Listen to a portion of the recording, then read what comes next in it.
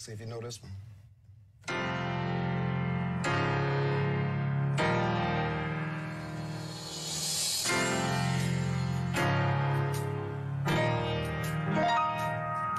That was an En Vogue song, which was nominated for a Grammy. It was something that I was messing around with in the studio in my room. Had this loop on. And Cool Breeze was sitting there trying to write to it. Rico had this vision. He heard this shit and he's like, damn, it'd be dope for En Vogue. I said, get the fuck out of here, man, for real. They can't sing on that shit. That shit is hip-hop as hell. You can't sing on that. This nigga writing a verse. What you talking about? Like, he writing a verse over here. He said, no, man, no. I'm telling you, like that could be some En Vogue shit. You know what I'm saying? So they kind of guided me where I needed to go, and it's a chance to go in there. So I went in there and started fooling around with the piano, and that's how we came up with the song. I had to really say that was totally not what I saw, but totally what needed to be. And so I gotta appreciate your genius on that, because I would have done a safer thing, you feel me, if it was coming totally from me. Because we have three minds working together, we are able most of the time to be outside of where one person can be at and actually appeal to more people. I think it's after they did Waterfall and the En Vogue record that was on the Set It All soundtrack. That kind of really blew all the doors off the hinges, you know, and let everybody know that it wasn't just hip-hop producers, but they produced real... Rico Wade a été pour moi, je pense, l'une des figures les plus importantes du hip-hop du Sud. Souvent, quand on parle de hip-hop du Sud, on parle des mecs comme un peu à juste titre. À juste titre, on parle de J.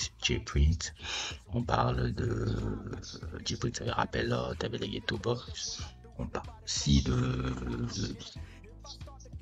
comment il s'appelle encore là, Master P avec nos limites.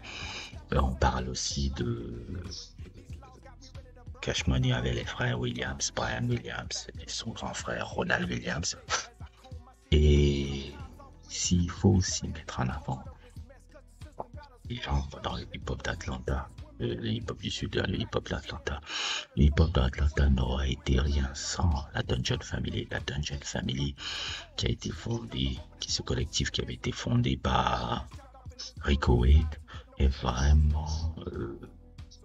qui a permis à Atlanta d'avoir une scène, même une scène musicale, même forte, née grâce à ce collectif de Atlanta. Il y avait John, il y avait Goody Mob, il y avait Outkast, il y avait Future, qui est le cousin de Rico Wade.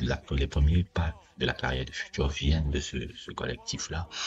Je vais citer encore qui... ceux qui est un peu moins connus, je parle de Cool Breeze, je parle de le collectif, le groupe que Rico il avait formé, la Society of Soul, qui était génial aussi. Il y a plein d'albums des gars de la Dungeon qui n'étaient pas forcément sortis, qui n'étaient pas forcément, qui ont pas eu le succès comme un peu Outkast et Goody Mob un peu, mais qui étaient aussi tout aussi génial collectivement, et tout ça venait de de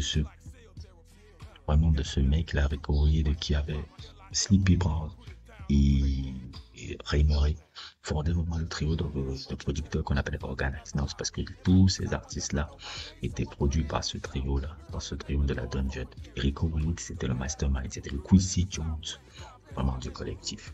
C'est-à-dire que c'est vraiment, pour moi, une grosse perte de l'histoire du hip-hop et de la musique noire américaine de ces 25 dernières années. Oui, je le dis comme ça, Rico Wade est important à ce niveau-là. C'est vrai que le problème d'un mec comme Rico Wade, c'est que je pense souvent que Rico Wade était très humble. Souvent les gens du Sud, c'est pour ça que souvent les gens, je relève beaucoup aux gars du Sud. Les hommes noirs du Sud sont généralement les hommes noirs les plus humbles dans leur façon d'être. Rico Wade, c'est pas quelqu'un qui aimait beaucoup tirer la couverture vers lui.